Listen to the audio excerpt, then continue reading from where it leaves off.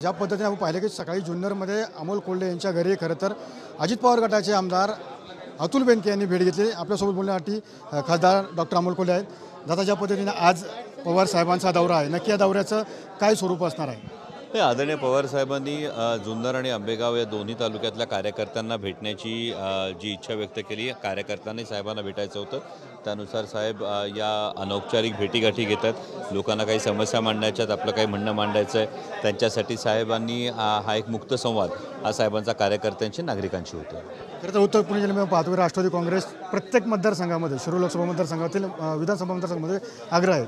तर शिरूर लोकसभा मतदारसंघामध्ये राष्ट्रवादी काँग्रेसला किती जागांसाठी तुम्ही आग्रह असणार? नाही, यामध्ये वरिष्ठ नेते बसून ही सगळी चर्चा होईल। महाविकास आघाडी म्हणूनच समोर जायचं आहे। त्यामुळे काँग्रेस असेल, शिवसेना असेल, राष्ट्रवादी काँग्रेस पक्ष, शरदचंद्र पवार पक्ष असेल, आम्हाला सगळ्यांना एकत्रित बसून वरिष्ठ नेते जागा वाटपाच्या संदर्भामध्ये चर्चा करतील आणि जो काही निर्णय होईल तो निर्णय सर्वांना मान्यच असेल।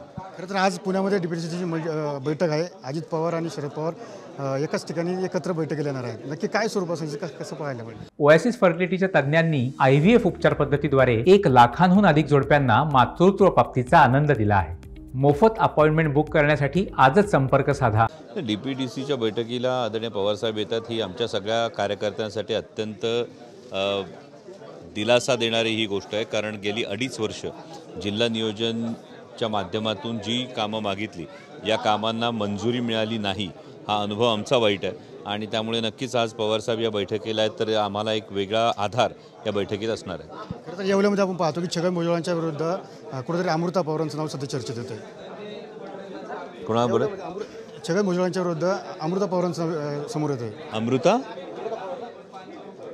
चर्चा आहे नाही, मला या संदर्भात कोणतीही माहिती नाही आहे। त्यामुळे ही जर माहिती मिळाली मला तर मी याविषयी भाष्य करू। तर आज तुमच्या निवासस्थानी अतुल बेनके आहेत, जे अजित पवार गटाचे आमदार आहेत, ते सुद्धा कुठेतरी शरद पवारांच्या भेटीला आले होते। आतमध्ये त्यांची चर्चा झाली की काय चर्चा स्वरूप आहे आणि बेनके शरद पवार गटात येण्यासाठी येत असलेली चर्चेला सुद्धा उदाहरण आलेलं आहे। स्वर्गीय बेनके साहेबांशी आदरणीय पवारसाहेबांचे हे कौटुंबिक संबंध होते आणि पवारसाहेबांनी केवळ त्या कौटुंबिक संबंधातून या भेटीला मान्यता दिली असं स्वतः साहेबांनी पत्रकारांशी बोलताना सांगितलं।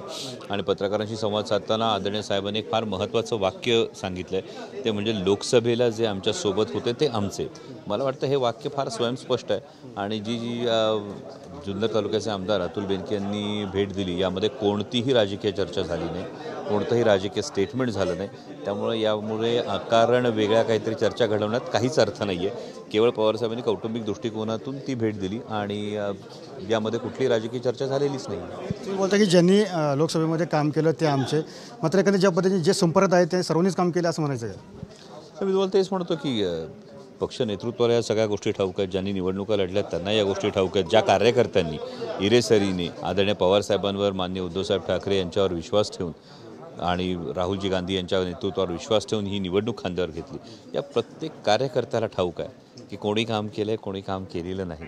आणि त्यामुळे मला असं वाटतं ज्यांनी या संकटाच्या काळामध्ये, अडचणीच्या काळामध्ये पक्षाचा झेंडा हा खांद्यावर धरला, या प्रत्येक मेहनत केलेल्या कार्यकर्त्याचं मेहनतीचं चीज हे आधी व्हायला हवं, हीच कार्यकर्त्याची भावना आहे। ज्या पद्धतीने पाहिलं की कुठेतरी अडचणीच्या काळामध्ये ज्या कार्यकर्त्यांनी ज्यांनी मदत केली ते मात्र आमच्या असल्याचं सुतोवाद या ठिकाणी डॉक्टर अमोल कोल्हे यांनी केलेलं आपल्याला पाहायला मिळतं आहे।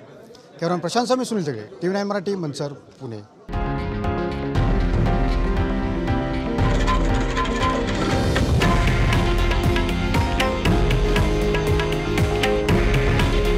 हे आहे देशातील नंबर 1 न्यूज नेटवर्क आणि आपण पाहत आहात TV9 मराठी। काळजी तुमची, हित महाराष्ट्राचं।